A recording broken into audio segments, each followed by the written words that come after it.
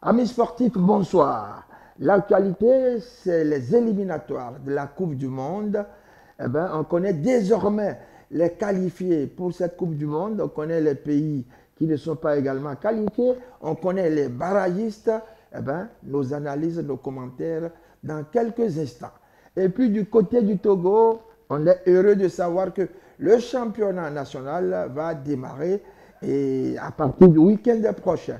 Plusieurs actualités vont meubler également cette émission, mais nous allons tous applaudir, mesdames et messieurs, le président de la Fédération béninoise de kickboxing, puisque les Béninois sont qualifiés pour la Coupe du Monde de la discipline.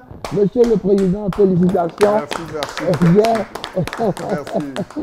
Et voilà. Comme vous le savez, mesdames et messieurs, échauffement va démarrer. Échauffement, c'est parti.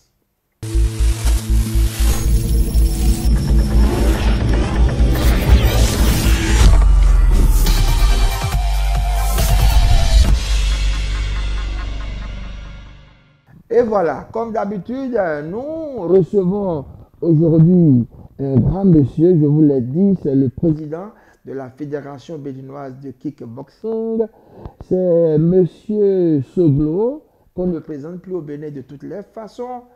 Alors, il a réussi à faire qualifier le Bénin pour le championnat du monde. Mais avant tout, nous allons suivre son portrait, un portrait réalisé par GPP. C'est parti.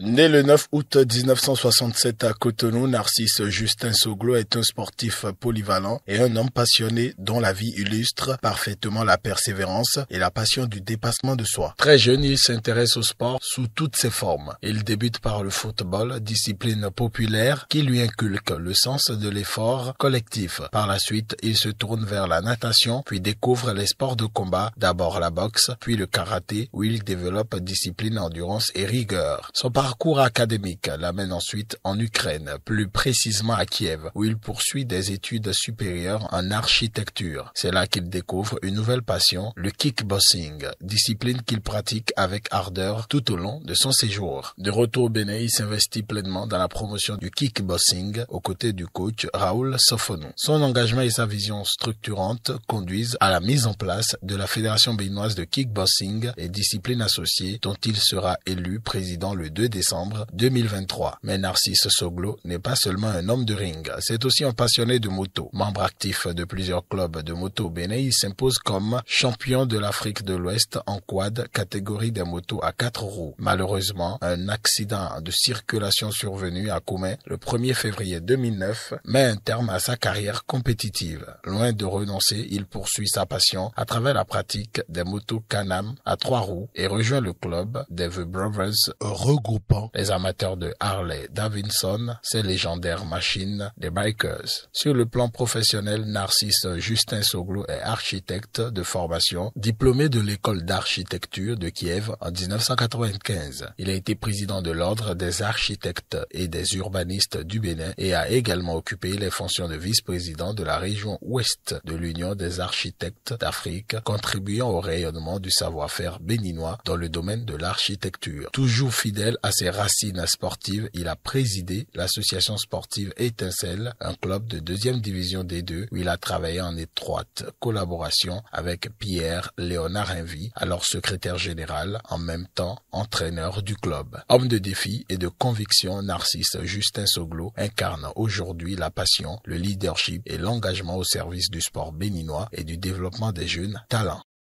Monsieur le Président, vous avez suivi votre portrait, un portrait réalisé par un des nôtres, GPP qui est à votre gauche. Comment vous trouvez le portrait? Merci beaucoup déjà, cher grand frère Péripé, que tout le monde connaît. Donc je crois que c'est d'abord pour moi un plaisir d'être sur votre plateau. Quand j'ai reçu votre invitation, vraiment j'étais très content. Je me suis dit, ça c'est quand même l'honneur que me fait le grand frère de pouvoir parler de la discipline que je préside depuis 2 ans. Je crois que je me suis précipité à être là et à pouvoir participer à l'émission, l'animer avec vous, pas simplement peut-être parler de kickboxing et disciplines associées, mais également de tout ce qui aura comme actualité sportive. Donc, le portrait que je viens de voir me flatte encore plus, hein, parce que je ne sais même pas comment vous avez réussi à avoir de ces éléments pour pouvoir me présenter ce que moi-même je ne connais pas de moi. Donc je crois que, ou bien ce que j'ai déjà oublié. Et donc je crois que vraiment c'est un portrait qui reflète effectivement la vie sportive que j'ai menée jusqu'à aujourd'hui. Président Narcisse Justin Soglo, vous avez réussi à qualifier le Bénin pour le championnat du monde. Comment en êtes-vous arrivé à ce stade? Bon, il faut vous dire que déjà, la Fédération béninoise de kickboxing et discipline associée est née il y a 2 ans. Et cela ne veut pas dire que la discipline est connue il y a 2 ans, non. Nous travaillons depuis plus d'une vingtaine d'années, sauf que nous n'avons jamais réussi à mettre en place cette fédération. Donc, avec les différents clubs qui existent sur l'étendue du territoire national, nous avons réussi à pouvoir nous mettre ensemble et faire naître cette fédération le 2 décembre 2023. J'ai eu la chance de bénéficier du soutien de tout le monde pour pouvoir être le président élu pour présider pour 4 ans. Vous-même, vous avez été, on a vu dans le portrait que vous avez été pratiquant, vous avez touché à beaucoup de choses. Est-ce pour cela que ça marche au niveau de votre fédération? Bon, déjà, pour que ça marche, c'est la volonté. Oui. Tu peux ne pas être pratiquant, mais si tu aimes ce pourquoi tu t'es engagé, si tu t'y mets, tu réussis toujours. Donc, être pratiquant, ça motive encore peut-être plus. Parce que tu sais peut-être ce que toi, tu n'as pas réussi. Tu fais tout possible pour que les jeunes d'aujourd'hui puissent réussir. Parce que nous, en notre temps, on n'a pas peut-être bénéficié de beaucoup de soutien. C'est pour cela qu'on a quitté de discipline en discipline. On s'est essayé, bon, comme tout le monde en football, et ça n'a pas marché. Natation, boxe, karaté, je ne sais pas, la moto. Et bon, là, peut-être, je peux dire que ça a marché un peu, puisque j'ai été quand même champion d'Afrique de l'Ouest au niveau de la discipline quad. Donc, au moins, Quad, quelque part, c'est quoi? Quad, c'est la moto à 4 roues, Voilà. que nous, sportives, que nous prenons. Mais donc, quand on dit 4 roues, il y a certes la stabilité, mais il y a tous les risques également de pouvoir se faire renverser et avoir des blessures. Donc, voilà. Donc, j'ai fait au niveau du football, vous m'avez aussi connu en tant que président de Étincelle FC, club de 2e division. Et après, bon, je crois qu'il y a eu des découragements et tout ça. Et donc, je me suis concentré, en fin de compte, sur le kickboxing. Parce que j'ai quand même découvert des personnes merveilleuses. Et je peux citer le coach national d'aujourd'hui, Raoul Sofanou Thibault, qui est vraiment un engagé, très engagé. Et ça m'a encouragé à prendre les jeunes et à travers le travail qui se fait au quotidien. Voilà les résultats que nous sommes en train d'obtenir.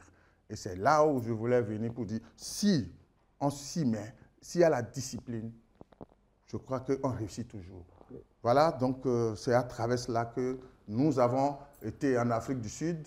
On n'a pas pu ramener beaucoup de médailles, mais le Bénin s'est fait parler de lui. Mais récemment, on était au Caire avec 9 athlètes et les 9 athlètes ont eu des médailles. C'est un exploit historique. Historique, avec 6 médailles d'or.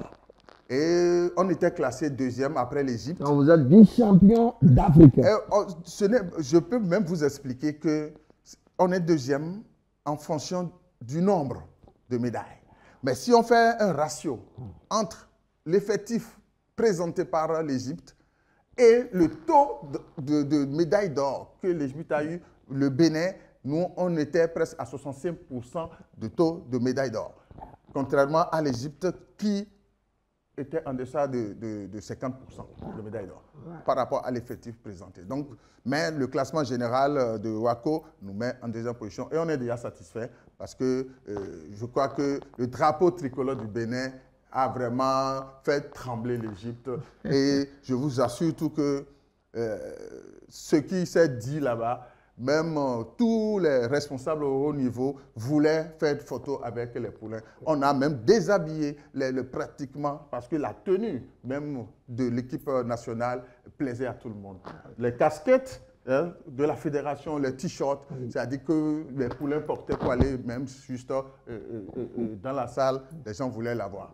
Donc ça veut dire que le Bénin s'est fait parler de lui. Et moi, j'étais le plus heureux de tous les présidents. Et voilà, j'encourage... Est-ce que vous avez été assisté par les autorités de votre pays? Ah oui, bien sûr, bien sûr. Ça, je tire un coup de chapeau tout de suite à mon pays et à travers notre ministre Dato, qui vraiment... Benoît Dato. Benoît Dato, oui, Benoît Dato, qui, vous savez, prend soin de notre fédération. Je ne parle pas de toutes les autres fédérations qui bénéficient de subventions, mais spécialement, nous, notre fédération a eu le soutien du ministère. Parce que sans le soutien du ministère, on ne pouvait pas voyager. Ouais. Parce que c'est quand même beaucoup de moyens financiers qu'il faut pour pouvoir sortir, voyager, même si c'est 15 personnes. Vous savez ce que c'est, prendre les billets d'avion, les hôtels, et les frais de participation et tout le reste. Déjà, même avant de voyager, il y a les mises au vert.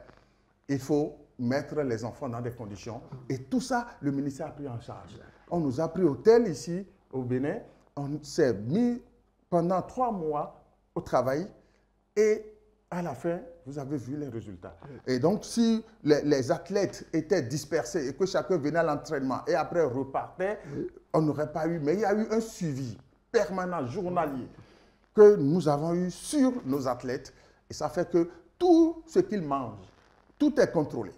Parce qu'il ne faudrait pas non plus, parce que chacun combat dans une catégorie donnée. Oui. Et donc, si le poids augmente, c'est que ça fausse tout. Donc, on a essayé avec tous ceux qui entourent, les médecins, tous les massages, tout ça, la piscine a contribué. Donc, on a mis tout ensemble pour que nos athlètes soient en forme et respectent correctement les catégories de combat qui étaient prévues comment on appelle ça, au niveau du championnat. Voilà. Donc, voilà brièvement ce que je peux vous dire. Et je vous rassure que nos athlètes sont formidables. Voilà. Et ils sont disciplinés.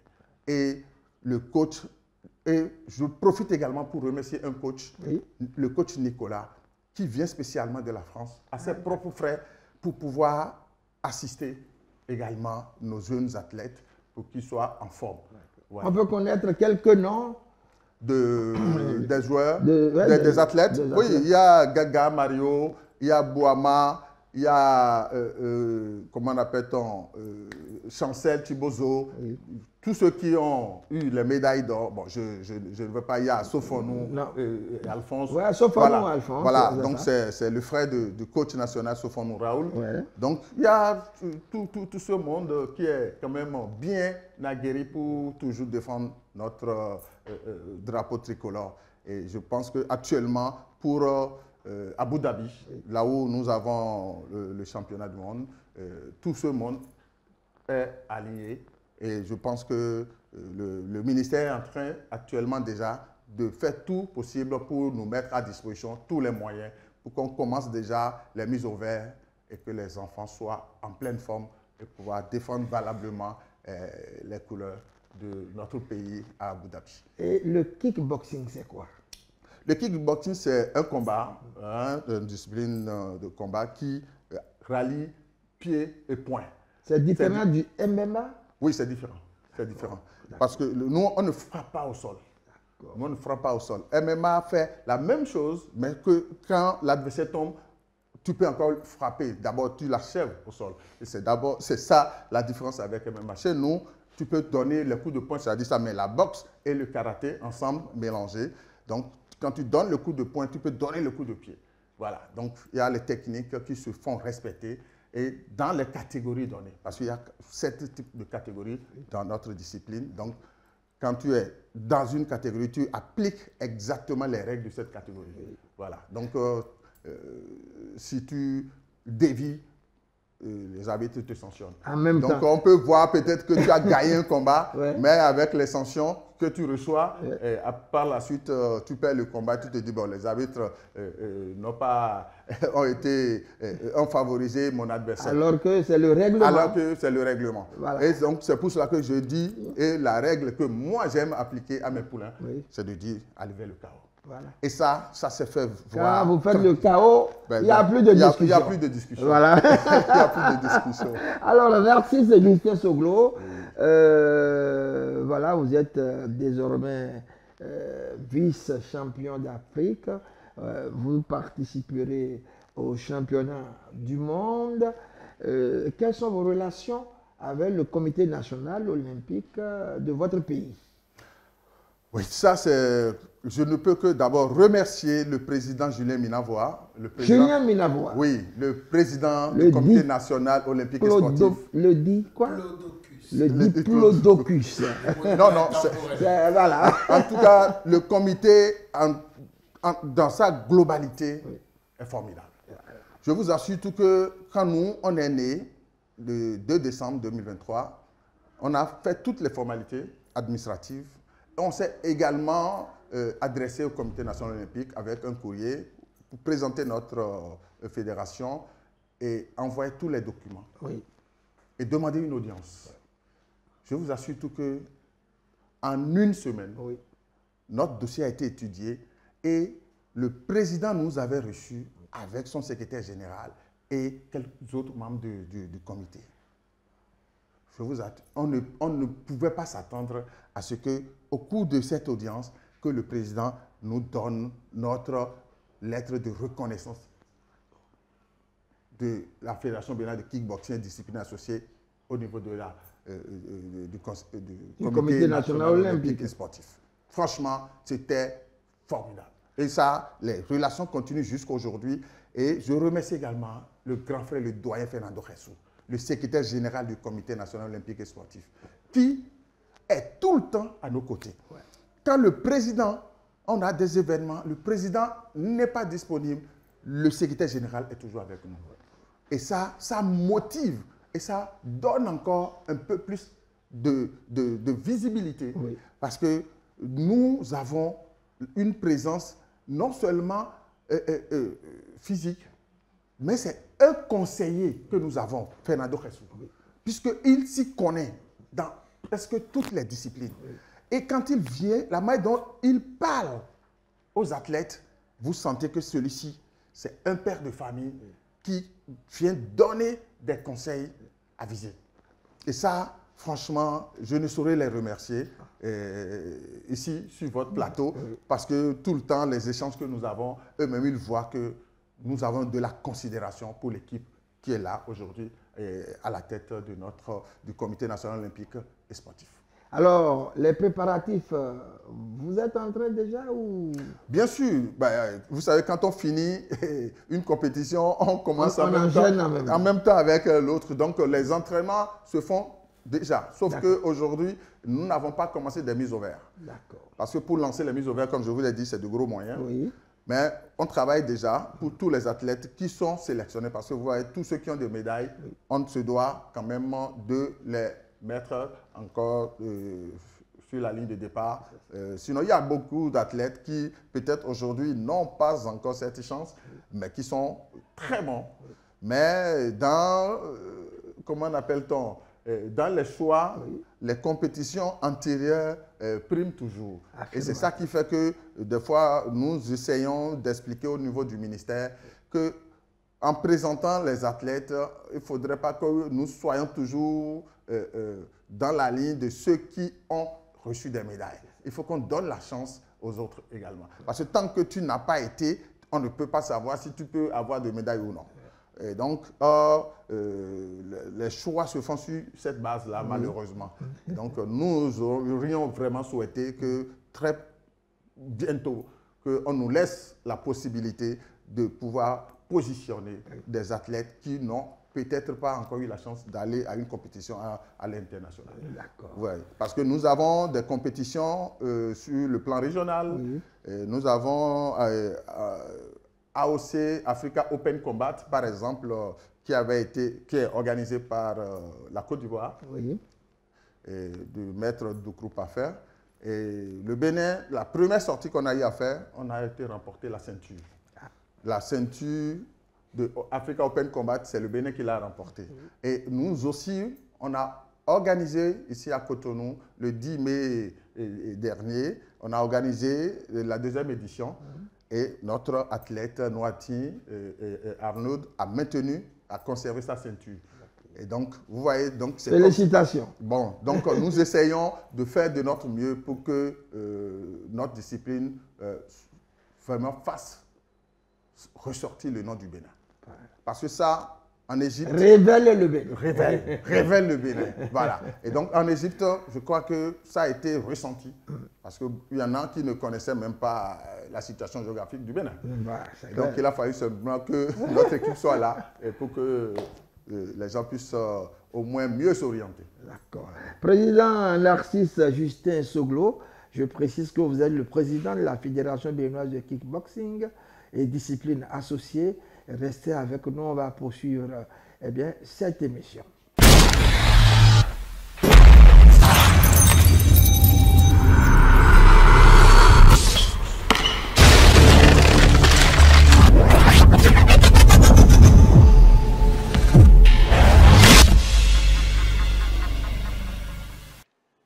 Éliminatoire de la Coupe du monde de football de la FIFA, on connaît désormais les pays qualifiés, on connaît les barragistes également. GPP, reportage. Le verdict est tombé pour les qualifications comptant pour le mondial 2026, zone Afrique. 9 nations ont réussi à composter leurs billets pour les États-Unis, le Mexique et le Canada de façon directe à l'issue des éliminatoires. Il s'agit des Lions de l'Atlas du Maroc, de la Tunisie, des Pharaons d'Égypte, des Fennecs de l'Algérie, des Black Stars du Ghana, du Cap-Vert, des Bafana Bafana de l'Afrique du Sud, des Lions de la Teranga du Sénégal et des Éléphants de la Côte d'Ivoire. 9 qualifications directes, la dernière place découlera des barrages intercontinentaux. Le Gabon, la République démocratique du Congo, le Cameroun et le Nigeria vont se livrer un combat sans merci lors d'un tournoi éliminatoire en novembre. On revient sur le plateau. Alors, je ris parce que, comme on le dit dans notre jargon, gens qui pleurent, gens qui rient. Gens qui pleurent à l'image des Béninois. Les Togolais savaient déjà que, bon, la baisse était dite. Et certains pays également, comme le Burkina Faso, qui aspiraient, n'ont pas pu atteindre même les barrages. Donc, vous comprenez, gens qui rient, hein, à l'image des Nigérians qui étaient out totalement, mais qui sont revenus en force et qui joueront les barrages, même si ces barrages sont un peu compliqués, on va vous expliquer tout ça tout à l'heure. GPP, alors, le Bénin a perdu par 4-0 face à un Nigeria qu'il avait réussi à battre au match aller. C'est la même compétition quand même.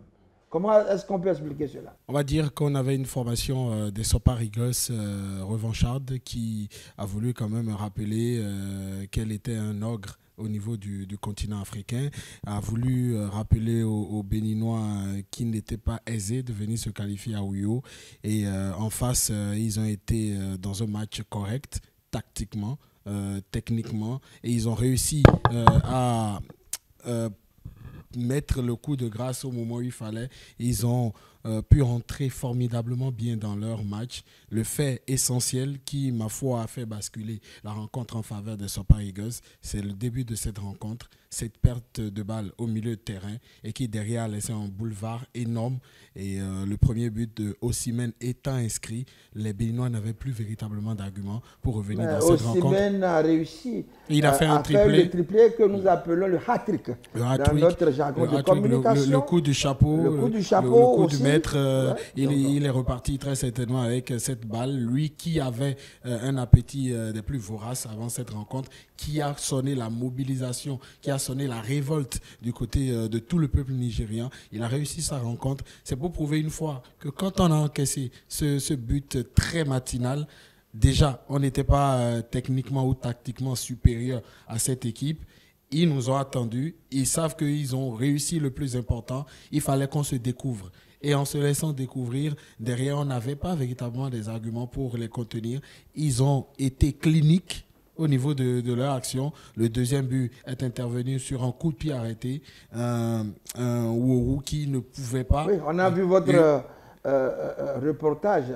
On a vu votre reportage. Une analyse. Comment est-ce qu'on peut expliquer cela? Une analyse, enfin, il faut être correct, il faut pouvoir relever des choses. Vous n'avez pas un gabarit plus important que celui de votre adversaire, qui est plus élancé, et vous voulez défendre. Alors là, vous changez de discours. Non, je ne change pas de discours par contre, parce que la configuration... c'est pas le gabarit qui joue au football. Non, la configuration de notre effectif, il faut déjà retenir que la configuration a changé.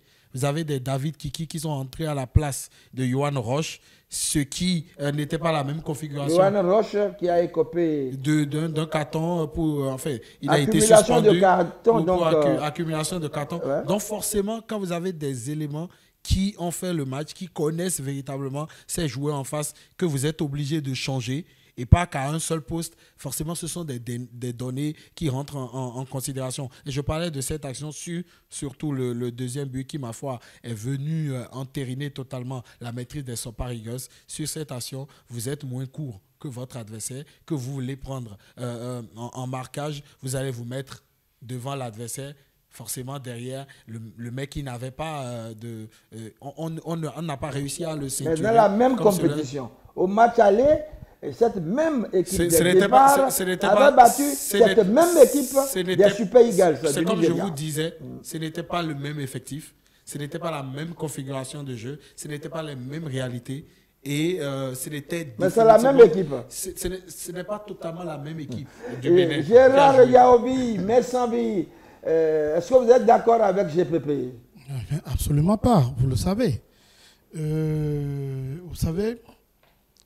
On dit souvent, lorsqu'on veut aller loin, on menace sa monture.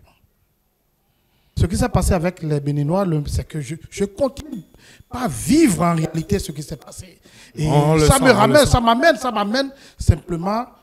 Et je crois que mon ami à côté doit confirmer ce que j'ai pris tout le temps ici de le dire. Lorsque vous voulez, vous allez à une bataille et que vous allez diminuer, hein, encore que vous n'avez pas le niveau de l'adversaire. Très tôt, les Béninois ont cru que, bon, juste le fait, par hasard, avoir fait un score étriqué de 2-1 face au Nigeria.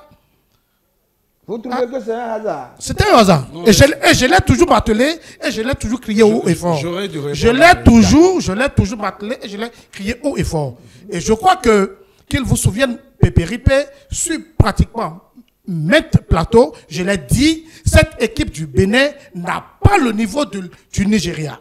Et le Bénin, aujourd'hui, ne peut que s'en prendre à lui-même. Parce que le Bénin a laissé passer des points et croyant que, bon, nous sommes dans un rêve où on peut toujours croire se qualifier face à une équipe comme le Nigeria. Et je vous l'ai dit, le Nigeria était déplumé.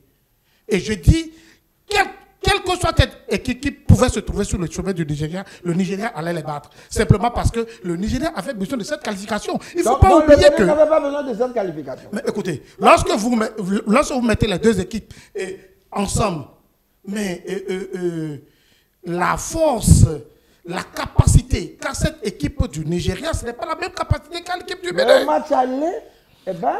Et je vous dis, je continue par vous dire que... je continue par vous dire, c'est vrai que vous allez me dire c'est le foot, tout peut arriver lorsqu'à un moment donné, Dame Chance vous accompagne. Dame Chance a accompagné les Guépards du Bénin qui, au match aller, ont gagné et tout le monde croyait que bon, c'était déjà une équipe. Et j'ai dit, aujourd'hui ça vient mettre à nu les insuffisances qu'il y a au sein de l'équipe béninoise. Qu'ils vous souviennent, que sur ce plateau, je crois, il y a 2 semaines, je disais, il faut faire tourner, parce que lorsque vous avez une équipe comme celle du Bénin, mais il faut tester les joueurs. Le sélectionneur béninois a eu tout le temps, a eu plusieurs occasions de tester certains joueurs. Il ne l'a pas fait. Il a voulu toujours continuer avec les vieillissants, les fatigués qui sont là. Et quelques bons, il faut être honnête, il y a quelques bons qui étaient dedans. Quand je prends la centrale, il y a vraiment de bons joueurs. Mais malheureusement, il a juste fallu, et je l'ai fait, j'ai fait cette même analyse la fois passée, il a juste fallu que quelques joueurs soient menacés par une suspension, et voilà, c'est arrivé. Et je vous disais, le match plus capital pour le Bénin, c'était le match contre le Rwanda. Et ce match a été mal négocié simplement parce que sur ce match, des joueurs qui ne devaient pas écoper de carton ont écopé des cartons. Et aujourd'hui, où il y a plusieurs joueurs sur le terrain, ce qui doit arriver arriva. Et je dis encore, même s'il y avait ces joueurs, ça pouvait se terminer aussi. Alors, donc il ne croit pas du tout je vais tout faire pour rester quand même correct dans les propos, parce que vous avez eu des déclarations qui, ma foi, doivent choquer le monde du football. Quand vous pensez qu'une formation gagne par 2-1 un adversaire par chance, je pense que c'est une insulte pour les efforts de ces joueurs-là qui ont réalisé un exploit retentissant. Ça fait un premier point. Mais je crois que l'exploit ne fait pas de l'équipe. Quand vous avez parlé, j'ai souffert dans mon coin de rabattre mon caquet et de vous laisser aller jusqu'à la fin. Donc je vous demanderai humblement et respectueusement de me permettre de faire le même exercice sans interruption. Et dans un autre point, vous avez parlé de pièces maîtresses qui ont manqué dans toutes les formations au monde. Un entraîneur a un 11 dans sa tête. Il peut faire des rotations, mais quand vous perdez des pièces maîtresses, vous perdez votre équipe. Vous perdez l'équipe dorsale, l'épine dorsale de votre équipe. Dans ce pays, quand vous prenez un Real de Madrid amputé de certains joueurs, notamment d'un Cristiano Ronaldo, c'était un Real de Madrid à l'époque handicapé par une pièce maîtresse. Et donc, ces arguments, je les trouve franchement, mais d'une vacuité exceptionnelle. Pourquoi ? Parce que je vais revenir, on va rester dans le contexte. Vous avez parlé d'un Bénin qui n'a pas ménagé sa monture. Vous avez parlé d'un Bénin, c'est vrai qu'ils ont perdu 4-0. Ça, on le reconnaît. C'était un match qui a plongé tout le monde dans la douleur. Mais il ne faut pas reconnaître il faut pas oublier qu'ils n'ont pas été ridicules. Alors, mais comment vous pouvez encaisser 4 buts et dire que vous n'avez pas été ridicule? Je crois que c'est une erreur. Mais... GPP, il faut arrêter de dire cette chose. Nous avons vu. D'abord, je reviens sur un aspect. Je reviens tout à l'heure sur un aspect où GPP disait ils ont encaissé tôt. Nous avons vu des équipes qui ont encaissé tôt 2-3 buts, mais finalement qui ont fini par gagner les rencontres. Donc ce n'est pas une excuse de dire le Bénin a encaissé très tôt et par rapport à ça le Bénin a perdu. Il faut reconnaître simplement que cette équipe des Guépards du Bénin n'est pas à la hauteur une fois vous avez encore fait une incursion inopinée dans mon temps de parole, je vous le concède. Mais lorsque vous continuez pas à dire des trucs, nous sommes dans le football. Il faut faire des analyses claires. Prenez un calepin. Si vous ne pouvez pas enregistrer, si vous ne pouvez pas enregistrer les interventions, prenez un calepin et notez. Et souffrez que je fasse mon analyse. Alors, je vais vous dire une chose. Moi, je ne suis pas dans l'émotion, contrairement à vous, qui l'êtes.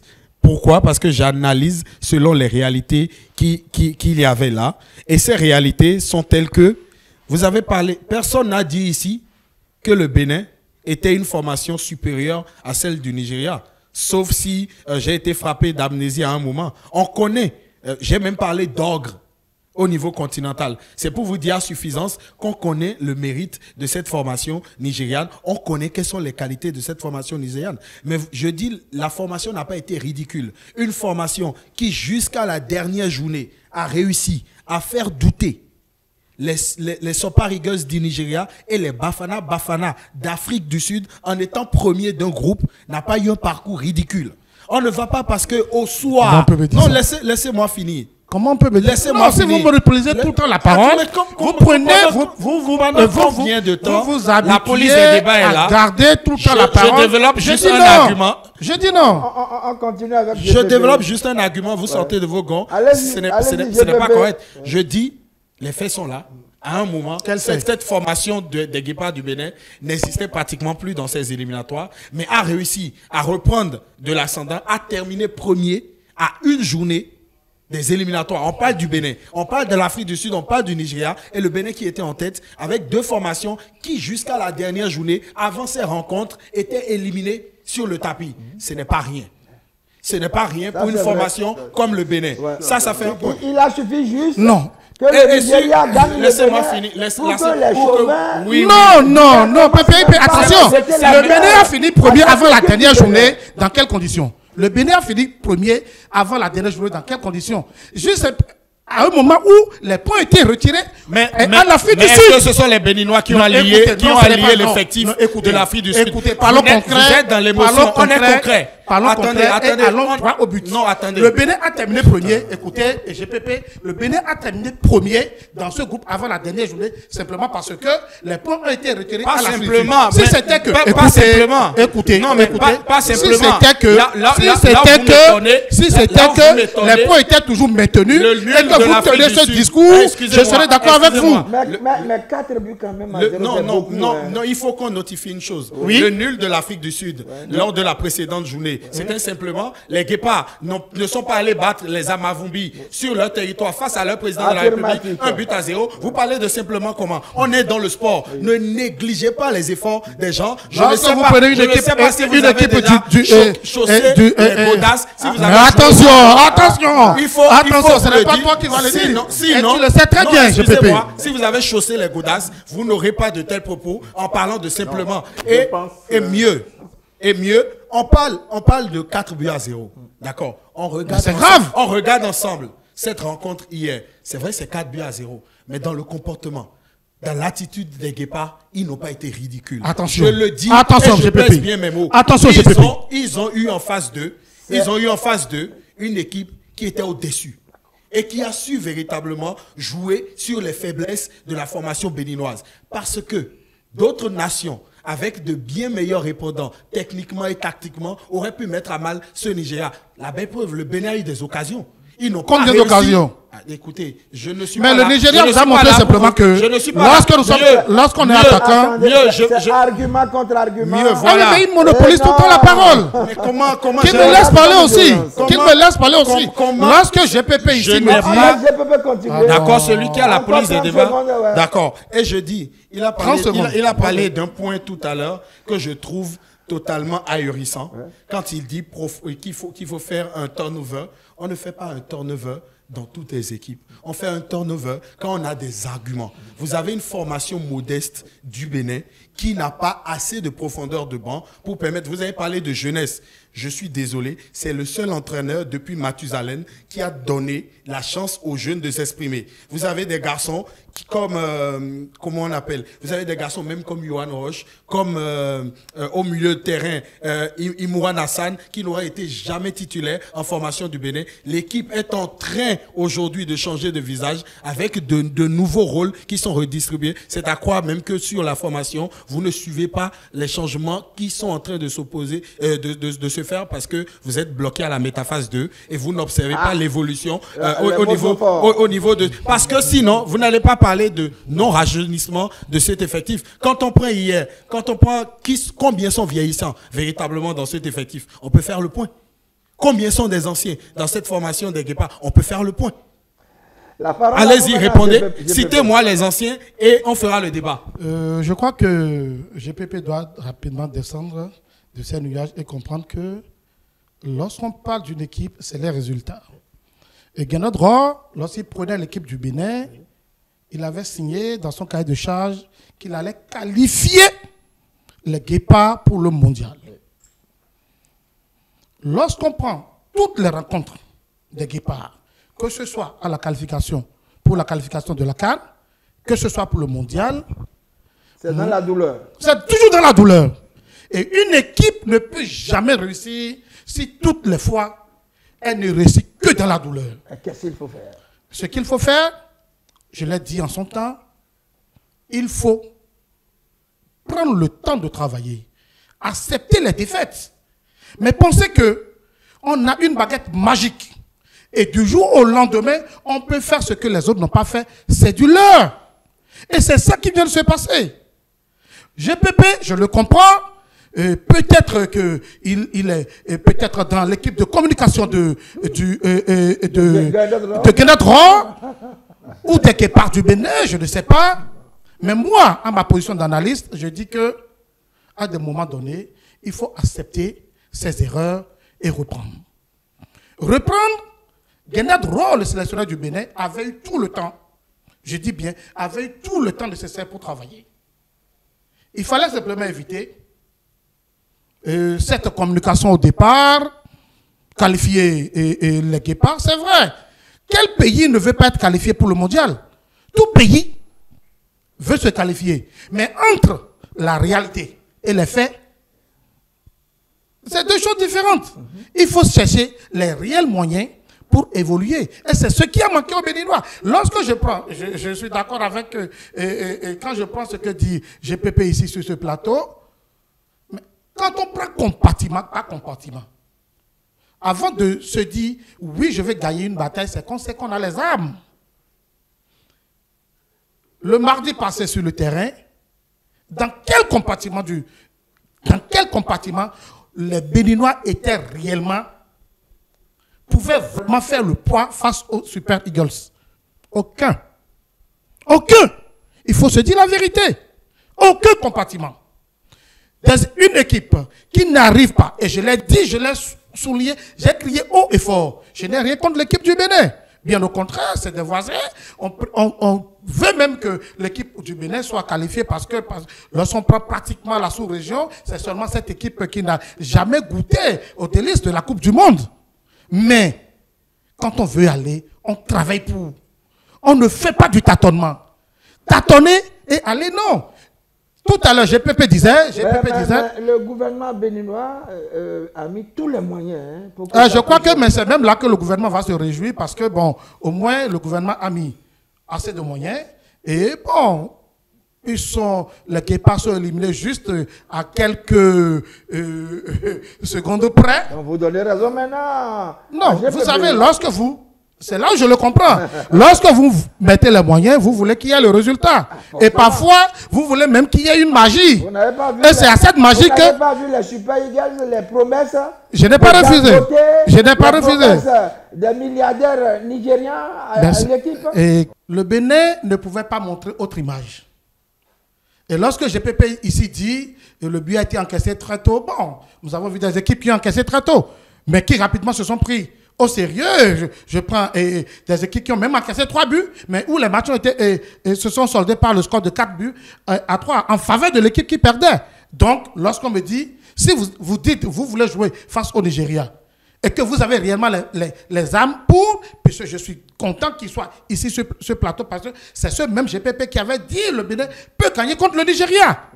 Aujourd'hui, si vous avez la capacité, vous l'avez dit aussi, et j'étais le seul sur ce plateau qui vous disait, attention, c'est compliqué, attention. Non, ce n'est pas un hasard. On a fait une analyse, et j'ai dit, attention, avec cette équipe du Nigeria, qui, une fois a été battue par le Bénin par hasard, ne va plus jamais permettre que cela arrive. Et non seulement ça, le Nigeria jouait sa survie. Et le Bénin jouait quoi? Le Bénin s'est retrouvé à cette position simplement parce que les points ont été retranchés à l'Afrique du Sud. Non, pas du tout. Donc, non, écoutez, le Bénin a eu cette chance de jouer à un moment donné, de faire rêver tout un peuple, ce qui était normal parce qu'ils ont été payés pour ça, ils sont payés pour ça. Guénadron, à son arrivée, a signé son cahier de charge et dit « Je qualifie le Bénin ». C'est bon. Et entre sa vision et la réalité, c'est tout autre. Aujourd'hui, le Bénin est éliminé. Il faut tirer simplement leçon de ce qui n'a pas marché et corriger pour le futur. Si réellement le Bénin veut continuer par résister, puisque aujourd'hui, le Bénin doit se réjouir, car les autorités de l'autre côté sont prêts à mettre tout ce qu'il faut. Et lorsque vous jouissez de ces conditions, il faut le résultat. Et il y a des équipes qui ont été battues par 7 buts aussi. Hein. Mais ce n'est pas la même condition. Alors, je vais rappeler quand même rapidement. très rapidement. Parce que notre invité aussi a été dirigeant. Absolument. Il connaît les réalités. Oui, absolument. Je vais rappeler quelques faits à notre cher ami. Au moment où on retirait les points à la formation d'Afrique du Sud, on était au même niveau. Oui, il y a une journée de plus, ils ont fait un match nul, nous avons gagné. Donc nous ne sommes pas retrouvés à la tête du groupe à la veille de la journée simplement parce qu'on a retiré les points, mais parce que par la suite, on a continué également par avoir de résultats. Ça fait un point. Un second point, quand vous parlez d'équipes qui ont encaissé des buts, qui ont remis la tête à l'endroit et qui sont revenus, je vous le concède. Mais sauf que le Bénin, en toute honnêteté, en toute humilité, n'avait pas le même répondant que cette formation. Et on jouait face à une équipe qui, nettement, personne n'a jamais dit le contraire, était supérieure au Bénin. Mais cela ne veut pas dire que c'était impossible pour cette formation du Bénin de la battre. Voilà. Parce qu'elle a réussi déjà dans la même compétition à le faire. Donc, des points qui pouvaient permettre à cette formation béninoise de s'en sortir. Mais malheureusement, hier, il y avait une surmotivation au niveau des Super Eagles du Nigeria qui était revanchard, comme je l'ai dit en début d'analyse, qui avait justement besoin de laver l'affront, qui avait besoin de pouvoir aller au barrage pour que tout ce qu'il y avait comme tension également dans leur pays, tout ce qu'il y avait comme mécontentement se taise. Et malheureusement... Et ce n'est pas fini, hein? Les barrages, ça va être très compliqué. Et malheureusement, derrière, il faut reconnaître que le Bénin n'a pas été véritablement à la hauteur de l'événement hier. Parce qu'ils étaient submergés à un moment par toute l'ampleur de ce qu'il y avait au Nigeria. Parce que ceux qui savent jouer à UO, ce n'est pas une sinécure, ce n'est pas une simple ou une mince affaire. Et retenir tout simplement à mon cher ami qui, dans une énergie pour prouver que le Bénin a été ridicule ou a gagné par hasard ou est premier par hasard, que même des nations comme le Cameroun, le Nigeria, le Congo sont appelés à jouer les barrages pour se qualifier. C'est pour dire que ce n'était pas une partie de gâteau, comme vous êtes en train de le dire. Ce n'était pas juste une affaire de « on est arrivé là par hasard » quand vous avez réussi à faire douter une nation comme le Nigeria, une nation comme l'Afrique du Sud. Je continue de le dire, vous n'avez pas eu un parcours ridicule. Allez, nous avons notre invité, Narcisse Justin Soglo. Vous avez été dirigeant de club, vous avez été footballeur. Votre vision sur les analyses de nos confrères. Merci beaucoup. Et je crois que nos deux analystes ont de l'énergie. En tout cas, j'ai vu que chacun défend la manière dont il a perçu le match des Guépards. Mais moi, je voudrais vous dire que les Guépards n'ont pas démérité. C'est vrai, la position à laquelle les Guépards ont livré le match le mardi dernier était différente de la position du Nigeria. Les Nigériens étaient venus coûte que coûte pour faire parler de lui. Parce que si le Nigeria ne mettait pas le paquet, c'était fini. Et donc, connaissant l'équipe, nous tous, nous savons que les Green Eagles, en tout cas, c'est une équipe redoutable, que tout le monde connaît. Les promesses qui ont été faites à tous ces joueurs les a motivés. Et ça fait que c'était la rage sur le terrain. On doit gagner.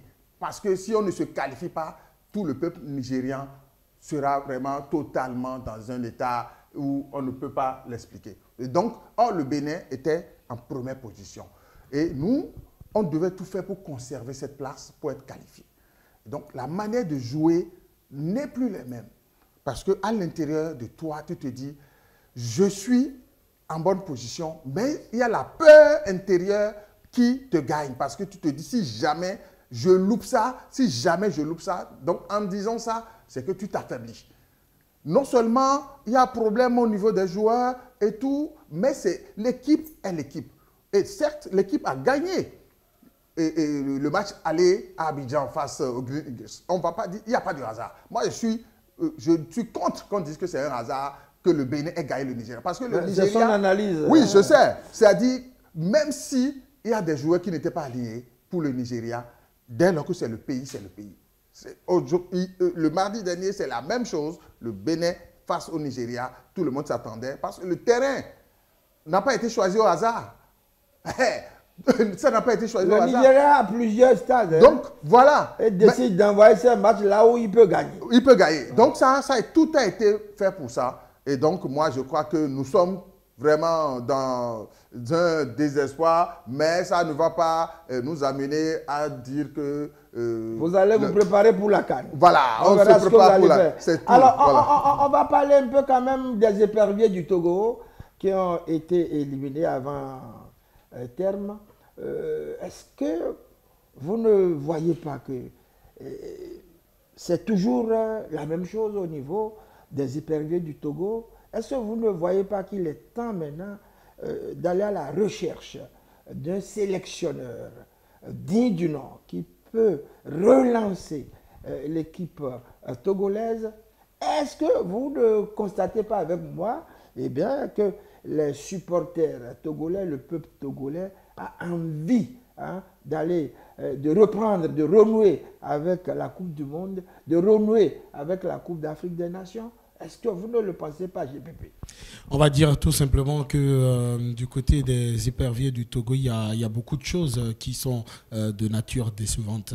Il n'y a pas que la recherche d'un nouveau sélectionneur qui soit au cœur des attractions. Il y a une autre manière de voir les choses qui doit être imprimée à la façon actuelle de faire les choses du côté du football togolais. Et il doit y avoir un nouveau vent qui doit être insufflé, une nouvelle dynamique qui doit être adoptée. Et ça part par tous les niveaux. Vous avez beau amener un sélectionneur, mais si vous n'avez pas des joueurs de qualité, si vous ne misez pas sur la formation, comme on a souvent l'habitude de le dire, il n'y a pas de génération spontanée en sport. Donc il faut travailler, il faut souffrir des moments de vaches maigres, il faut souffrir pour se préparer, pour connaître des moments plus réluisants. Donc accepter que pour l'instant, on n'a pas de bons arguments, rester humble, continuez pas à travailler pour ressortir la tête de l'eau, parce que c'est décevant de savoir qu'une nation comme les éperviers du Togo arrive à vivre de tristes spectacles lors de leur rencontre. On a vu les commentaires dans les tribunes lors de la dernière rencontre des éperviers du Togo où les gens étaient déçus par la qualité même de jeu produite par les éperviers du Togo. Et donc, c'est autant d'éléments qui plongent plusieurs observateurs et amoureux de cette sélection dans de grosses préoccupations, dans de grosses questions. Qu'est-ce qui se passe réellement? Qu'est-ce que pensent les dirigeants justement du football togolais par rapport à cette question? C'est de belles questions qu'il faut se poser, de bonnes questions, des questions impératives pour sortir du gouffre. Alors, Gérard Yaobi Messanvi, qu'est-ce que vous en pensez? Je crois d'abord que le problème du Togo aujourd'hui n'est pas un problème de coaching. D'abord, le Togo aujourd'hui, lorsqu'on voit le budget alloué à la fédération, c'est tellement minime, même par rapport au Burkina à côté. Le Burkina, un pays qui n'est pas stable même, mais qui arrive à mettre autant et plus de moyens que le Togo. Mais à part cela, vous savez, il y a trop de problèmes à l'interne au Togo pour que réellement le foot puisse prendre comme cela se doit. Vous savez, il y a l'énergie qui doit accompagner, parce que nous ne pouvons pas dire que le sélectionneur actuel n'a pas fait ce qu'il faut. Parce que lorsqu'on prend l'équipe du Togo aujourd'hui, je ne voudrais pas comparer avec certaines équipes qui ont été éliminées il y a quelques jours, mais l'équipe du Togo, lorsqu'on voit ce que l'équipe développe réellement comme jeu, je crois que c'est une équipe qui a juste besoin de quelques réglages et d'un accompagnement collectif. On va dire ça tous les jours. Oui, vous savez. Toutes les années, on répète la même chose. Moi, je vous dirai ceci. Je vous dirai ceci. Je vous dirai ceci. Depuis plusieurs années. Je vous dirai ceci. Oui. Et dans quelques jours, vous me donnerez encore raison. Si le Togo bénéficie aujourd'hui des moyens comme le Bénin pratiquement à côté, je vous dis, vous verrez le Togo plus international que jamais. Non, ce n'est pas les mêmes moyens. Ce n'est pas les mêmes moyens. Non, ce n'est pas les mêmes moyens. Du temps d'Adebayor, il y avait plus de moyens. Est-ce a dit du temps de Manuel Cheyi Adebayor, il y avait plus de moyens? C'est comme si vous me posez, je vais vous poser la même question. C'est comme si vous me demandez si c'était comme si au temps de Le 10 béninois bien connu là. Non, pas Cessignon, celui-là. Pas Omar Tchomogo. Pardon? Dorego Sadou. Bon, dans le temps. Oui. Dans le temps. Et vous savez, à un moment donné, il y a cette volonté personnelle et l'amour pour la patrie, quels que soient les moyens. Parce que vous vous souvenez, au Bénin, il y a le joueur Adigo Dinalo qui, à un moment même, venait à l'équipe nationale avec ses moyens. Quoi? Vous comprenez un peu. Mais même si ça n'avait rien donné, même si ça n'a pas donné ce qu'on pense, mais c'était quelque chose qui a été fait. Vous comprenez un peu. Donc c'est pour vous dire quoi? Aujourd'hui, le véritable problème du Togo, c'est ça. Le véritable problème du Togo aujourd'hui, c'est les moyens. C'est avec les mêmes moyens. Pour la CAN, c'est avec les mêmes moyens. Donc ce n'est pas un problème de moyens aujourd'hui. Moi, je vous dis, le problème du Togo aujourd'hui, c'est les moyens. Vous avez beau mettre les moyens, quand il n'y a pas une bonne organisation autour, ça ne portera pas de fruits. Voilà. Vous avez beau mettre les moyens, mais quand vos joueurs ne sont pas d'un certain niveau, quand vous n'avez pas fait un travail préalable, vous avez beau mettre Je rappelle au passage à GPP que le Togo a un meilleur championnat. Ça, il faut le reconnaître. Le Togo a un très meilleur championnat. Donc, ne dites pas, parce que quand il fait sortir les joueurs, c'est le championnat. Meilleur championnat, oui. Ils sont où dans les coupes africaines? Mais les Béninois sont où? Non, je ne fais pas une comparaison. Écoutez, non, il y a des choses. Je ne fais pas une comparaison. C'est vous qui êtes dans une comparaison qui n'a pas de raison. Vous avez parlé de meilleur championnat. Excusez-moi, vous avez parlé de meilleur championnat. Oui. Un meilleur championnat se mesure avec quoi? Les autres championnats. Et la plateforme de mesure des autres championnats, ce sont les coupes africaines. Maintenant, les clubs togolais sont où véritablement? Quel club togolais, depuis que le championnat est meilleur, a atteint même l'étape des demi-finales depuis ces 5 voire 10 dernières années? Si vous me servez cette réponse, je me tais. Il n'y a plus de débat. Je crois que si nous allons nous accentuer seulement sur ce que GPP dit, pratiquement, lorsque je prends par exemple les 4 pays, le Maroc, l'Égypte, la Tunisie, l'Algérie. Oui, quand il parle de moyens, c'est ce que je veux lui dire. Pour lui dire que ce n'est pas seulement le moyen qui suffit. Vous aurez beau les moyens. Oui, je dis oui. Là, vous vous noyez tout seul. Non, je ne me noie pas. On est sur la question. Allez, on va lui permettre de se concentrer. Je suis bien concentré, FSP. Je vous dis, le jour où le Togo aura, bien sûr, je voudrais bien envier le Bénin, qui aujourd'hui est bien loti. Le jour où le Togo aura ses moyens, vous verrez ce que le Togo fera. Maintenant, je voudrais répondre à GPP qui dit, les moyens, écoutez, si tout le monde... C'est comme le Real, c'est comme le Barça, c'est comme le PSG, c'est comme Liverpool. Vous aurez tous les moyens. À un moment donné, il y a quelque chose, il y a un facteur qui peut vous accompagner. Si tout le monde devait faire personne ne sera champion. Et quel est le facteur qui va accompagner les éperviers du Togo? Le facteur qui doit accompagner aujourd'hui les éperviers du Togo, c'est que tout le pays soit uni comme un seul homme. Voilà, c'est ça. Il y a trop de divisions au sein de la fédération togolaise de foot. Adebayor et tout le reste, un petit comité de ces anciens internationaux.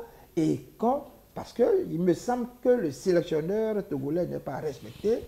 Pas du tout. Il n'a pas de cran. Ça, c'est une réalité.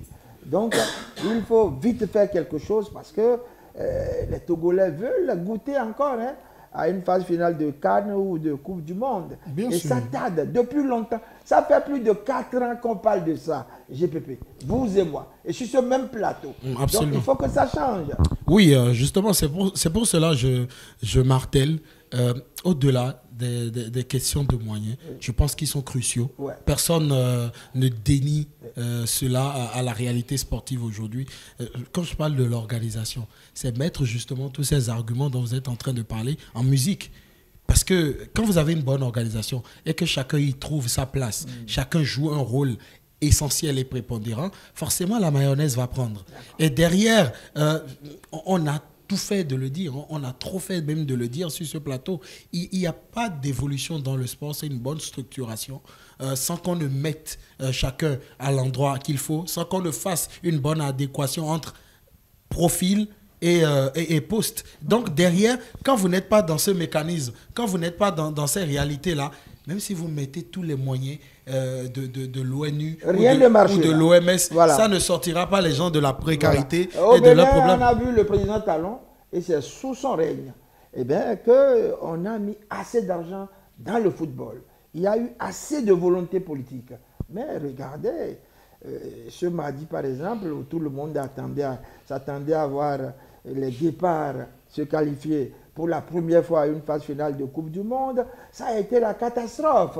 Hein? Donc, ce n'est pas toujours les moyens, mais c'est vraiment l'organisation.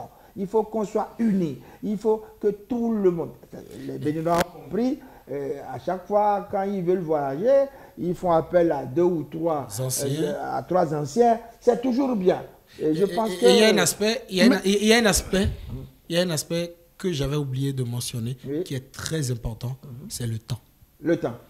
Il faut accepter, être patient, le temps qu'il faudra pour mettre en place les mécanismes corrects qui vont donner des résultats évidents. C'est très important. Et souvent, on oublie ça en sport. Quand on a un nouveau sélectionneur, quand on a un semblant de résultat, on pense qu'on est prêt. Allez, on reste au Togo. Comme on parle du Togo, on reste au Togo.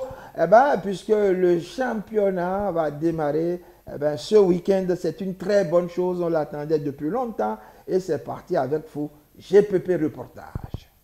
Au Togo, les compétitions nationales s'apprêtent à renouer avec leurs plus belles émotions. Le dimanche 19 octobre, le stade municipal de Lomé servira de cadre à la Supercoupe du Togo. Premier grand rendez-vous de la nouvelle saison. À partir de 15h, le champion en titre, la SCK, sera opposé à Gboulesu des Lacs, vice-champion du Togo. Un duel entre les 2 représentants du Togo en coupes africaines. La Supercoupe mettra aux prises les 2 représentants du Togo en coupes africaines. La SCK auréolée de son titre national a pris part à la Ligue des champions de la CAF, tandis que Gboulesu des Lacs a défendu les couleurs du pays en Coupe de la Confédération. Les 2 équipes abordent cette confrontation avec la même envie, confirmer leur progression et tester les automatismes avant le coup d'envoi du championnat national de football de première division. La saison 2025-2026 s'ouvre. La Supercoupe du Togo marquera l'ouverture officielle de la nouvelle saison 2025-2026. Une semaine plus tard, le 26 octobre, place au championnat national de première division D1, le NATO. Après une saison précédente haletante, le public attend avec impatience le démarrage du championnat national de football de première division, véritable vitrine du football local. Coupe du monde de beach volleyball, 6 pays vont représenter l'Afrique, dont le Bénin. Le reportage est signé chez Pépé.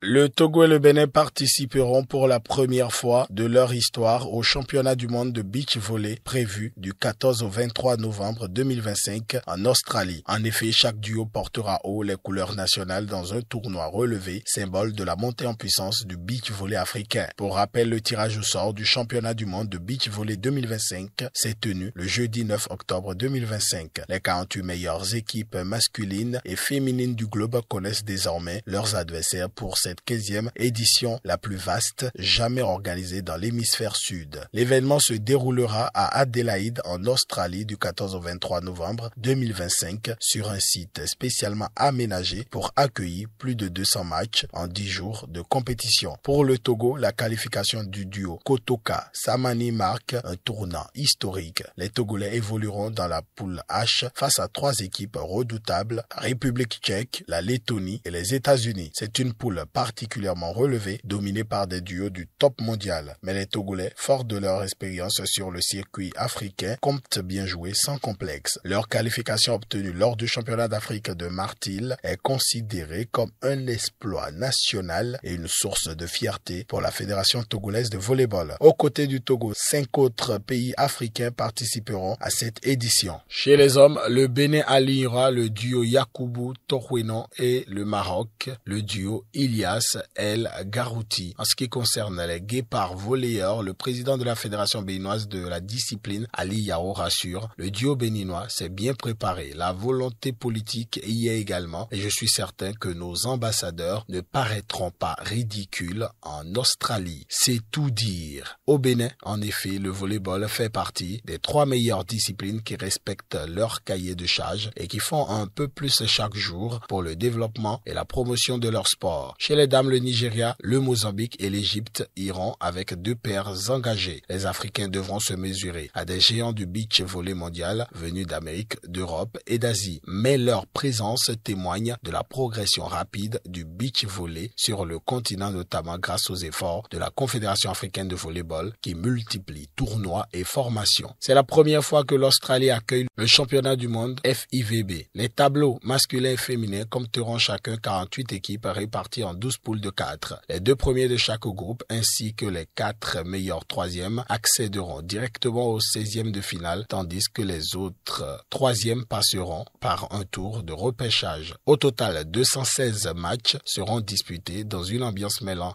sport, musique et culture australienne. Les duos brésiliens, américains, allemands et norvégiens partent favoris, mais les nations émergentes, notamment africaines, espèrent déjouer les pronostics. À présent, nous allons parler des championnats du monde de pétanque. Mais il s'agit des dames. Eh bien, on retrouve toujours chez Pépé pour le reportage. Les championnats du monde de pétanque ont consacré les équipes féminines du Vietnam le dimanche 12 octobre 2025. En finale, face à la Thaïlande, la deuxième équipe du Vietnam n'a fait que d'une bouchée ses adversaires en s'imposant 13-1 et conservant ainsi son titre. La qualification n'avait pas été aisée pourtant, car en demi-finale, le Vietnam l'emportait dans la douleur contre la Belgique 13-10. Les mêmes Belges qui avaient éliminé l'une des 2 équipes de France le samedi. Le boulodrome du Douai 6 à Sihanouk était asiatique ce dimanche, car dans l'autre demi-finale, la Thaïlande s'était imposée contre le Cambodge 13-4. Les Thaïlandaises n'ont donc pas pu faire le doublé après leur sacre au tir de précision. Exploit historique, le Bénin, on l'avait dit d'entrée, est vice-champion d'Afrique de kickboxing et est qualifié pour le championnat du monde de la discipline. GPP, reportage.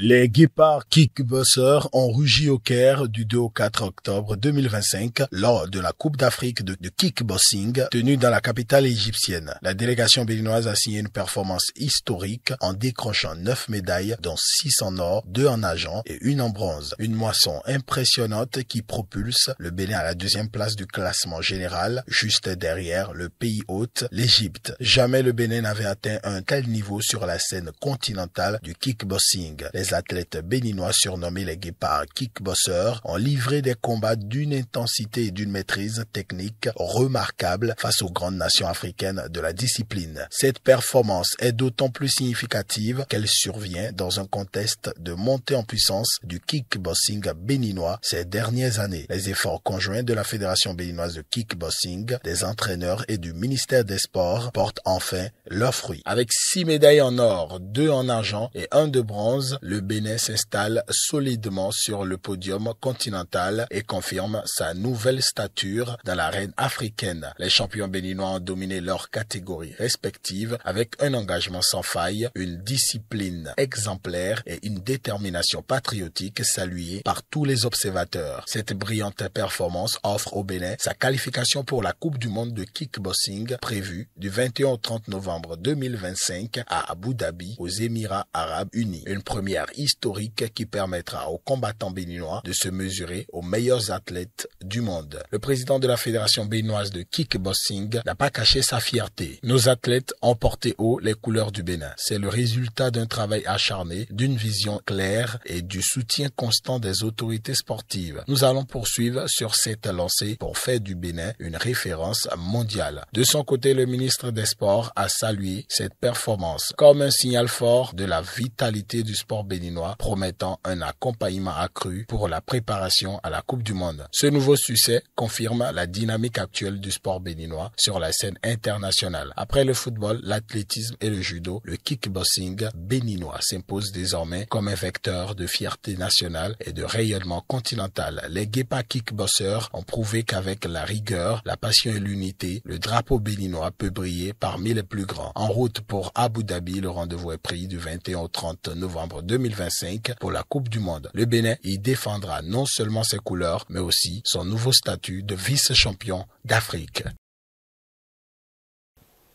Bénin contre Nigeria et Coton FC du Bénin contre San Pedro de Côte d'Ivoire, délocalisé à Lomé. Deux chocs attendus au stade Kégué les 24 et 25 octobre prochains. GPP reportage.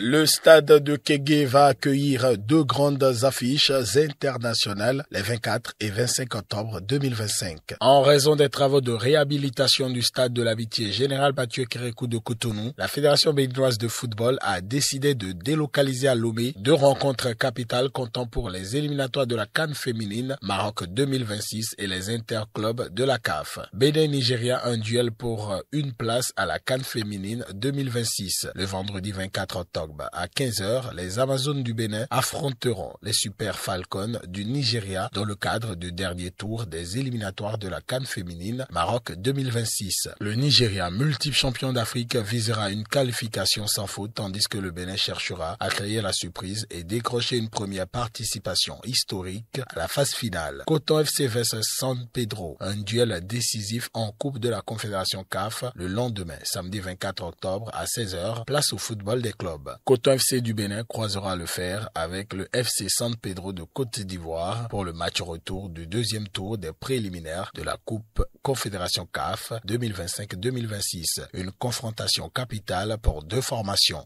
ambitieuses en quête d'un ticket pour la phase de groupe de la Coupe CAF. La direction du match Coton FC San Pedro a été confiée à un quatuor ghanéen emmené par Blaise Yao Selorm, arbitre central assisté de Paul Kodzo Atimaka, assistant numéro 1, et de Emmanuel Dolagbanou, assistant numéro 2. Le poste de quatrième officiel sera occupé par Daniel Ni Ayi Laria, également originaire du Ghana. La supervision administrative du match reviendra au commissaire camerounais Wadjiri Ndouka Godje, tandis que l'évaluation du corps arbitral sera assurée par Peter Elgam Edibe du Nigeria.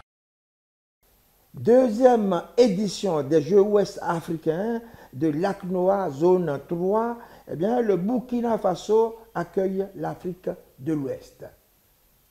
Reportage GPP.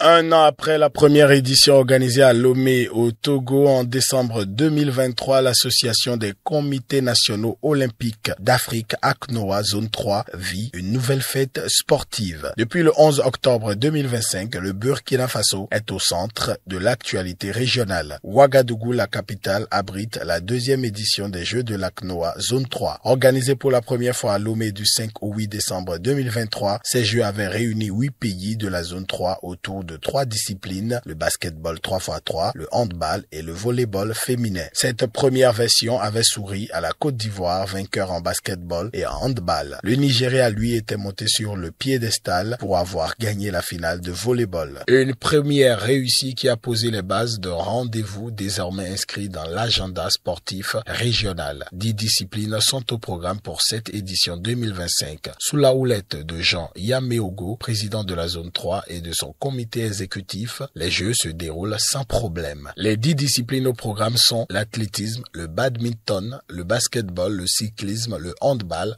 le karaté, la lutte, la pétanque, le taekwondo et le volleyball. Un élargissement du programme qui témoigne de la volonté des responsables d'offrir une compétition plus riche, plus inclusive et à la hauteur des attentes. Au-delà de la performance sportive, ces Jeux ont une double vocation. D'abord, promouvoir la pratique féminine, encore insuffisamment valorisée dans plusieurs pays de la sous-région, ensuite servi de cadre de préparation pour les qualifications olympiques.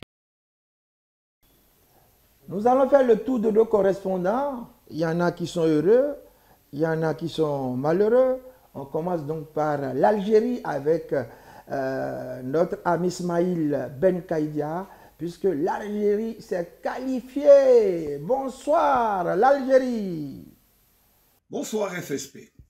C'est le mondial, on s'est qualifié. Jeudi, on a entériné notre qualification. C'était déjà acquis, mais il fallait jouer contre l'Ouganda mardi passé. Donc voilà, 2 matchs contre la Somalie 3-0. Il faut dire qu'on a souffert contre l'Ouganda qui voulait à tout prix prendre un ticket d'être parmi le lot des meilleurs deuxièmes. Le match s'est déroulé un peu dans un scénario hitchcockien, mais à la fin de la rencontre, le buteur maison, le meilleur buteur de ces qualificatifs, Mohamed Amin Amoura, a marqué son 10e but et devient ainsi le meilleur buteur de ces qualifications pour le continent africain. C'est dire que l'Algérie, avec brio, d'abord a joué l'éthique, elle n'a pas fait de détails, elle a continué son ascension, elle n'a pas pris en considération qu'elle pouvait jouer notamment en laissant quelques points filés et elle pouvait permettre à d'autres équipes de se qualifier et de ne pas. L'Algérie n'a pas joué le jeu des calculs, elle s'est qualifiée avec brio et il faut retenir que le public était présent. Ils étaient à peu près plus de 70 000 supporters à Tizi Ouzou pour fêter la qualification, la 5e du genre pour un mondial pour l'Algérie. C'était amplement mérité, mais maintenant Petkovic a une bonne leçon, c'est-à-dire avec la réserve, les joueurs. Il a fait jouer Lucas Zidane, qui a fait son premier match, qui a joué son premier match en tant que titulaire et a encaissé un but, mais c'est pas grave. L'essentiel, on retiendra que l'Algérie est qualifiée. Dommage pour mes amis béninois qui se sont effondrés face aux Nigériens. Bon, ça sera peut-être pour le prochain mondial, mais d'ici là, il faudra d'abord jouer et la Coupe d'Afrique de janvier et aussi le mondial de l'été. Mais d'ici là, on a tout le temps de savourer notre victoire, ce qui explique mon maillot de l'équipe nationale. Votre serviteur FSP vous salue de Constantine. Algérie, Ismaïl Bandredia est heureux, comme toute l'Algérie, de fêter cette 5e qualification. Au revoir. Du côté du Burkina Faso, les hommes intègres sont malheureux parce qu'ils espéraient être au moins parmi les barragistes, mais ça n'a pas été. Retrouvons notre correspondant Antoine Bationo, il est à Ouagadougou. Bonsoir. Sont des pépéripés. L'actualité sportive, hein, vous le savez, ce sont les dernières rencontres des éliminatoires du Mondial 2026. Les étalons du Burkina, hein, c'est la désolation du côté du Burkina avec cet espoir que les Burkinabés avaient placé en cette qualification pour les barrages de novembre. Les matchs du mardi dernier ont mis fin à ces espoirs-là parce que dimanche, les étalons avaient battu l'Éthiopie, les Walias d'Éthiopie par 3-1 et étaient déjà bien positionnés parmi les 4 barragistes, probables 4 barragistes pour novembre. Malheureusement, les dernières rencontres du mardi avec les victoires du Nigeria face à l'équipe du Bénin par 4-0, c'était face à cette équipe du Nigeria où le Burkina pouvait espérer disputer une place de barragiste. 4-0, donc au goal average, le Nigeria passe sur le fil devant le Burkina Faso et la RD Congo qui avait 13 points en attendant son match face au Soudan a pris le dessus et a totalisé 16 points. Le Burkina a 15 points derrière le Nigeria est écarté de la course au barrage. Donc c'est la désolation ici au Burkina depuis hier soir. Surtout après le match du Nigeria, les Burkinabés n'espéraient plus face dans le match de la RD Congo. C'est bien dommage, ils avaient jubilé dimanche, ils avaient cru, mais voilà que l'espoir est parti en fumée. Sachez aussi que les Jeux de Lac Noir se déroulent actuellement au Burkina dans plusieurs disciplines, le handball, le volley et bien d'autres. Pour l'instant, le Burkina domine ces Jeux. Nous y reviendrons la semaine prochaine. Antoine Bachelot, Ouagadougou, One TV. On fait maintenant un tour du côté de Marseille, où Steve Mabille nous attend. Lui qui est notre spécialiste maison, quand il s'agit des questions de boxe, de noble art, eh bien, il a tout fait depuis Marseille pour retrouver nos boxeurs du côté de Ouida. Allez, bonsoir Marseille, bonsoir Steve Mabille. Ahuevia. Ahuevia, bonsoir à toutes et à tous. La Maison de la Culture à Ouida a accueilli le week-end passé les championnats nationaux de boxe anglaise 2025. Une organisation de la Fédé Boxe sous le parrainage du maire de la commune de Ouida, M. Christian Maougnon Wetchenou. 3 jours de fête, du vendredi au dimanche, c'était la fête du noblard. Les boxeurs amateurs se sont déplacés depuis toutes les régions du pays. Des jeunes, des moins jeunes, ils ont exprimé leur amour du noblard. Ils ont fait de belles représentations. Et cela s'est terminé le dimanche en apothéose avec 2 combats professionnels. Tout d'abord, le Béninois Damien Zanou a battu à la 3e reprise son adversaire du jour, le Nigérien Fatai Noureddine, par jet de l'éponge. Vraiment, il lui a donné des gauches, des droites, une avalanche de coups. En premier temps, dans cette 3e reprise, le Nigérian est parti au tapis. Il s'est relevé, mais il a encaissé de nombreuses gauches et de nombreuses droites qui ont poussé son entraîneur à jeter l'éponge. Damien Zanou a remporté donc son combat par KO technique. Un autre boxeur béninois, Ghislain Vaudounessi, était opposé au Ghanéen Adamé Dotse. Il n'en a fait qu'une bouchée. À la 3e reprise, avec des coups de marteau, des droites, des gauches, le Ghanéen est parti au tapis. L'arbitre n'a même pas pris le temps de compter. Il a stoppé les hostilités immédiatement. Les 2 boxeurs béninois ont ravi le public qui était venu en masse.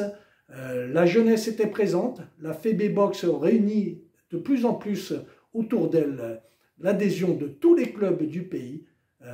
Il y a une très bonne ambiance et une très bonne dynamique dans la boxe béninoise actuellement. Il faut que ça continue pour retrouver des champions déjà au niveau continental et pourquoi pas à l'international. Steve Mabille, depuis Marseille, pour One TV. Allez, coup de cœur, coup de gueule. On va commencer par vous, GPP.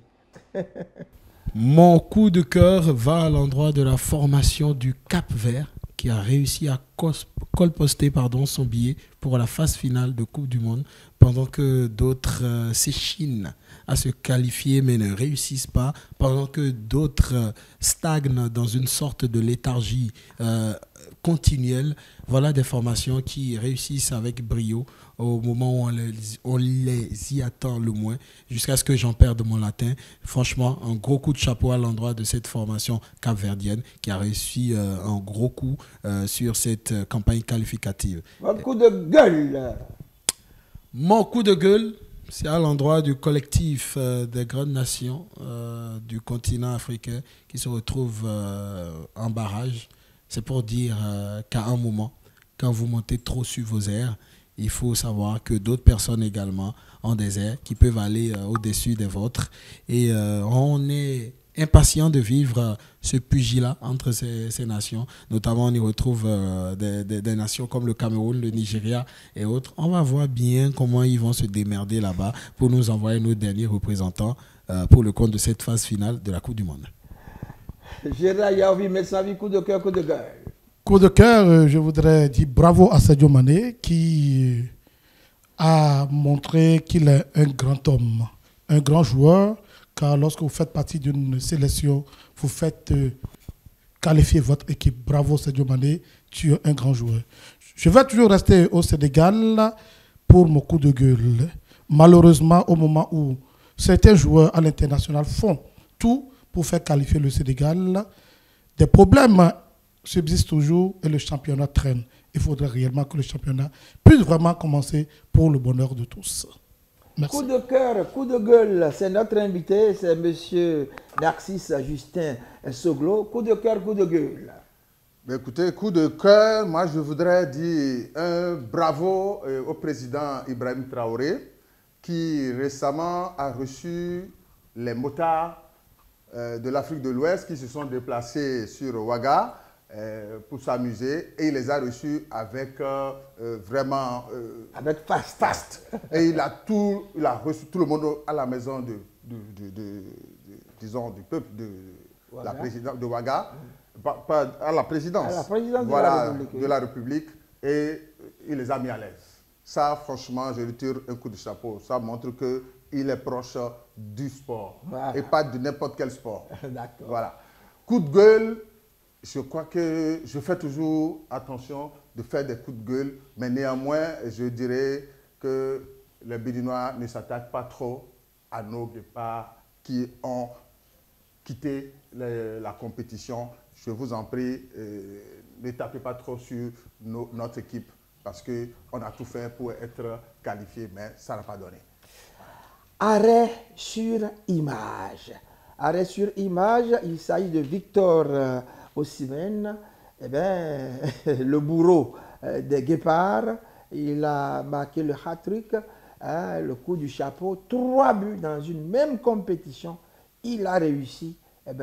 Victor Osimhen, je ne sais pas si vous avez un additif, mon cher GPP, parce que c'est un joueur formidable.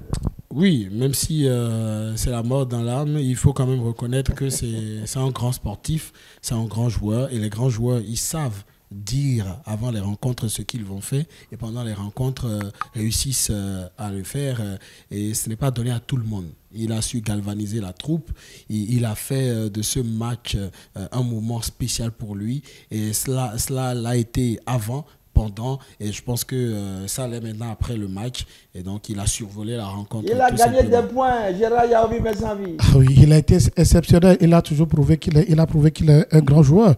D'ailleurs, il a porté toute une équipe et toute une nation. Bravo à lui, et lorsque vous le voyez sur le terrain, tout le temps, il ne faisait qu'enraguer ses coéquipiers. Allez-y, allez-y. Et même à la mi-temps, vous avez vu tout ce qu'il a fait. Il les a réunis, il les a chauffés sérieusement. C'est ça, un attaquant. Et un attaquant, lorsqu'il a les occasions, non seulement il crée les occasions, mais il marque des buts. Ce n'est pas ce qu'on voit ailleurs. Que mon frère GPP comprenne. Un attaquant marque des buts. Lorsque vous êtes attaquant et que vous attendez 10, 20 occasions avant de marquer un seul, vous n'êtes pas attaquant. Voilà. Vous avez attaqué, mon cher GPP, il ne vous répond pas. Allez, mesdames et messieurs, nous arrivons au terme de cette émission. Moi, je souhaite beaucoup de courage à ceux qui ont échoué, et je souhaite bonne continuation à ceux qui sont qualifiés, aux barragistes. Je dis que c'est une autre paire de manches qui va démarrer, et je leur souhaite également bonne chance. Je voudrais remercier personnellement le président de la Fédération béninoise de Quickboxing et discipline associée, M. Narcisse Justin Soglo. Vous avez vu, un grand homme, un grand monsieur, le prototype de président qu'on aimerait avoir chaque fois dans nos studios ou sur nos plateaux, parce que voilà un président que vous invitez et qui arrive. Il y en a, vous les invitez, ils déclinent l'offre parce qu'ils ne connaissent rien. Ils n'ont rien dans la tête. Ils n'ont pas de cahier de charge.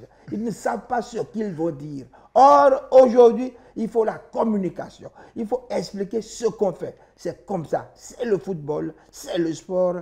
Et je crois qu'on remercie vivement le président. Je voudrais même qu'on l'ovationne, parce que c'est rare. Voilà.